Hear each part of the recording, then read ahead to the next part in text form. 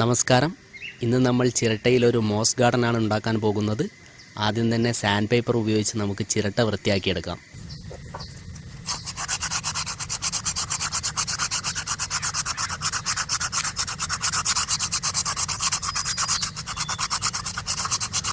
അങ്ങനെ നമ്മുടെ ചിരട്ട വൃത്തിയായിരിക്കുകയാണ്.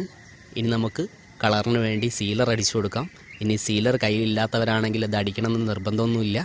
ഇനി ബോട്ടിൽ ആർട്ടിന് ഉപയോഗിക്കുന്ന അക്രിലിക് പെയിൻറ്റ് നിങ്ങളുടെ കയ്യിലുണ്ടെങ്കിൽ അതടിച്ചാലും മതി.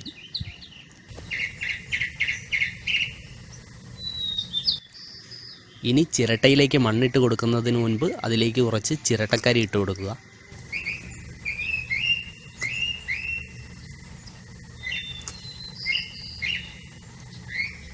നമ്മളിടുന്ന മണ്ണ് കുറച്ച് നനഞ്ഞതായിരിക്കണം. കാരണം നമ്മളിതിൽ പായലാണ് വെച്ച് പിടിപ്പിക്കാൻ പോകുന്നത്. അതിന് അത്യാവശ്യം നനവുള്ള മണ്ണാണ് വേണ്ടത്.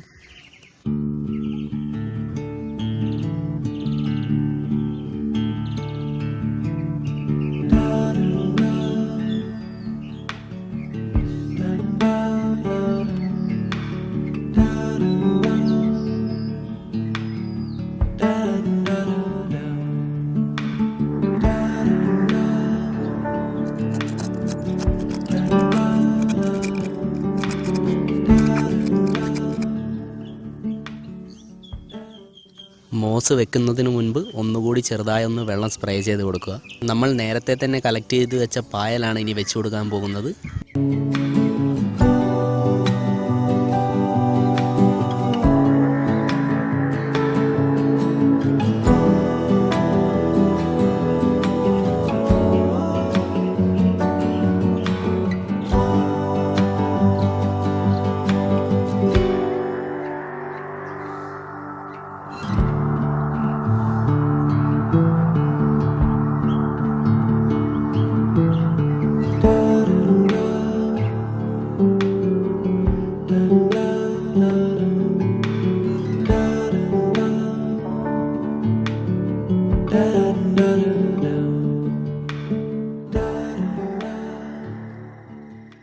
ഏകദേശം മോസെല്ലാം ശരിയായിരിക്കുകയാണ്. ഇനി നമ്മൾക്ക് ഈ ചിരട്ട നിൽക്കാൻ വേണ്ടി മറ്റൊരു ചിരട്ട എക്സോ ബ്ലേഡ് ഉപയോഗിച്ച് കട്ട് ചെയ്തിരിക്കുകയാണ് ഞാനിവിടെ. ഇതിനി നമുക്ക് ഇതിൻ്റെ അടിയിൽ വെച്ച് കൊടുക്കാം. അടുത്തതായി ഇതിൽ വെക്കാൻ വേണ്ടി നമ്മളൊരു വീടുണ്ടാക്കാൻ പോകുകയാണ്. അതിന് കുറച്ച് റീപ്പറുകളാണ് നമ്മൾ ഉപയോഗിക്കുന്നത്. ഏകദേശം 4 സെൻറ്റിമീറ്റർ നീളത്തിലാണ് ഞാനിത് മുറിച്ചെടുത്തിരിക്കുന്നത്. ഇത് പശ വെച്ച് ഒട്ടിച്ചാണ് നമ്മൾ വീടുണ്ടാക്കാൻ പോകുന്നത്. ഞാനിവിടെ ഒട്ടിക്കാൻ ഉപയോഗിക്കുന്നത് ഫെവിക്കോളിൻ്റെ വുഡ് ഫിൽ എന്ന് പറയുന്നൊരു തരം പശയാണ്. ഇത് വളരെ പെട്ടെന്ന് ഒട്ടുന്ന ഒന്നാണ്. അതുകൊണ്ട് തന്നെ നിങ്ങളുടെ വിരലുകൾ ഒട്ടിക്കഴിഞ്ഞാൽ ഒരു തരത്തിലും അത് വിടർത്തിയെടുക്കാൻ സാധിക്കില്ല. അതുകൊണ്ട് തന്നെ വളരെ സൂക്ഷിച്ച് വേണം നിങ്ങളത് ഉപയോഗിക്കാൻ.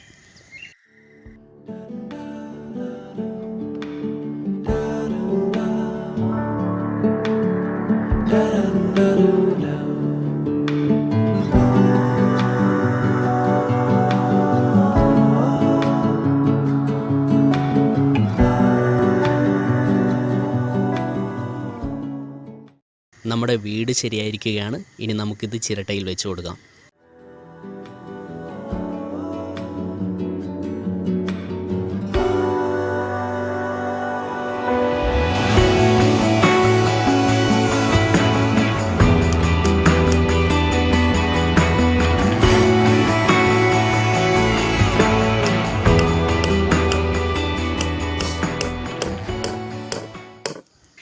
അങ്ങനെ നമ്മുടെ മോസ് ഗാർഡൻ ഉണ്ടാക്കി കഴിഞ്ഞിരിക്കുകയാണ്.